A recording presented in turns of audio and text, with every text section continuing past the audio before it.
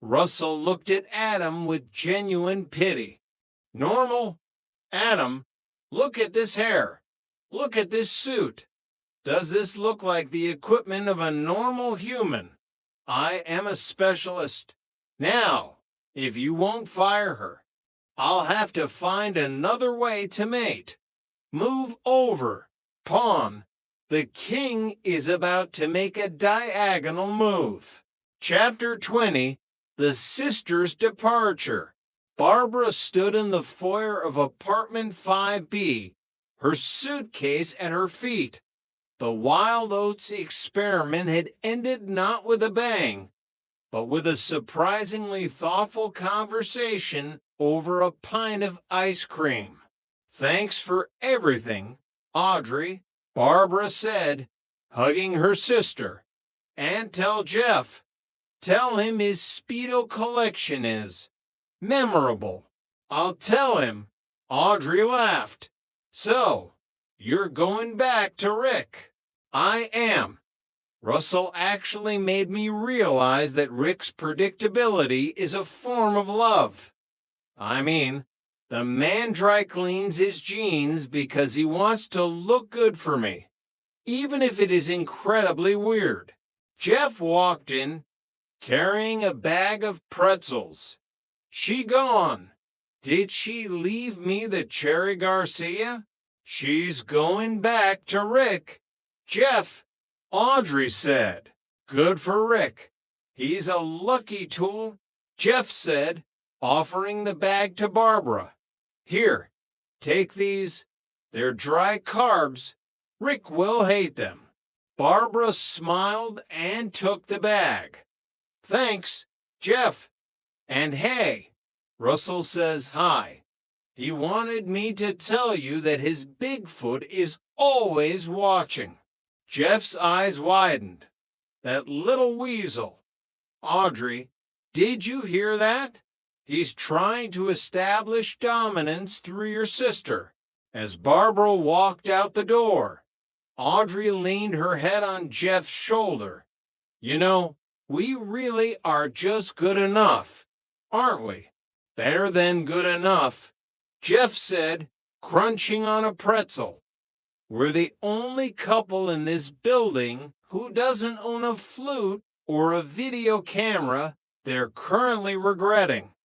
That's a win in my book. Chapter 21. Russell's New Plot. The diner was buzzing with the usual New York energy. Russell sat with his phone in hand, his thumbs flying across the screen. What now, General? Adam asked, sliding into the booth. I'm pivoting, Russell said without looking up. The Danielle situation is on hold. I've discovered a new app. It's called Ghost Date. You don't even use your own photos. You use photos of your most attractive friend. Adam froze. Wait, Russell, which friend? Russell finally looked up, a slow, predatory grin spreading across his face. Adam, those dimples of yours are about to go on a very busy world tour. We're meeting our first date at 7. Don't worry, I'll do all the talking.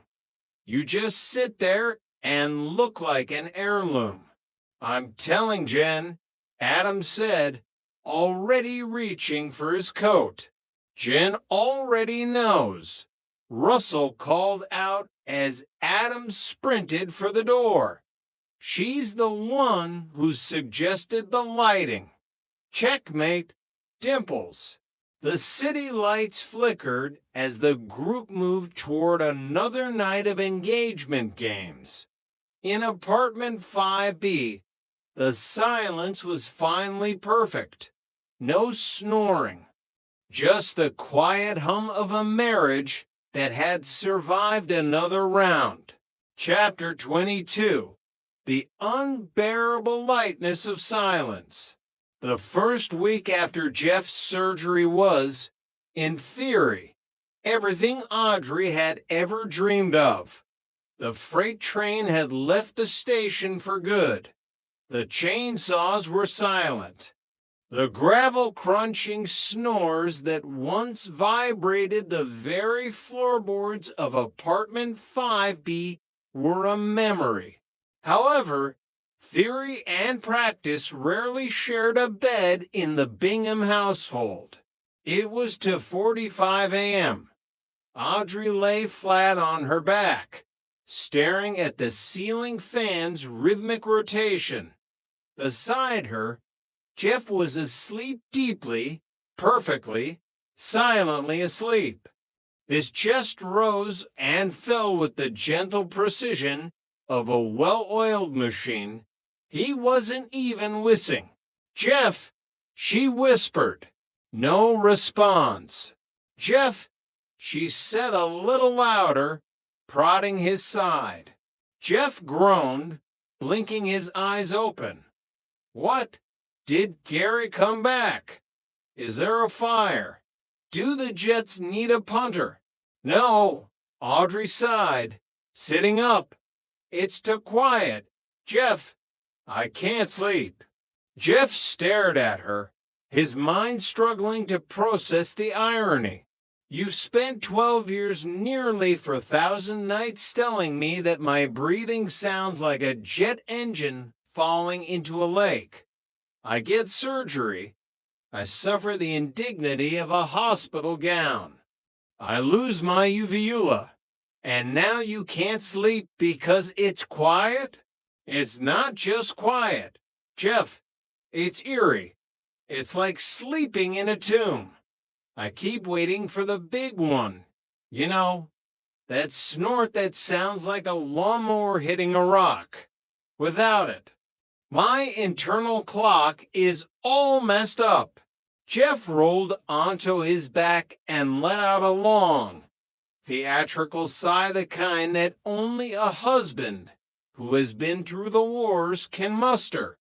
"Audrey, I've done everything. I've sacrificed a part of my anatomy for you. If you want noise, I can go get the vacuum cleaner, or I can call Russell and put him on speakerphone. He's probably still awake, trying to talk a reflection into a date." "Don't be a jerk," Audrey grumbled, settling back down. I guess I got used to it. It was like the background noise of our marriage, like the sound of the city, or the sound of you complaining about the cost of wine." "Go to sleep, Audrey," Jeff said, his voice softening. "I'll try to breathe a little louder. Just for you. A white cherry rice special." Chapter 23, The Ghost in the Machine. Adam Rhodes was currently having a crisis of identity, mostly because his identity had been hijacked by a man who thought hair gel was a basic human right. "Russell, you can't be serious," Adam said, staring at the screen of Russell's phone at the diner. "That's a picture of me from our engagement party. Why are you using it for your ghost date profile?" "Because, Adam, as we've established, I am the brains and you are the beauty," Russell said, barely looking up from his texting. "I've been talking to this woman, Svetlana. She's an architect. She loves intelligent conversation, and more importantly, she loves your dimples. We're meeting her tonight at the gallery."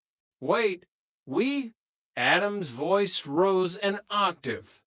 "I'm not going on a date with an architect named Svetlana. I'm engaged. I have napkins to choose. Jennifer wants me to decide between champagne and pearl. Pearl is too flashy. Go with champagne," Russell muttered. "And yes, you're coming. You don't have to say anything. You're just the avatar. You stand there, You smile. You let the dimples do the heavy lifting.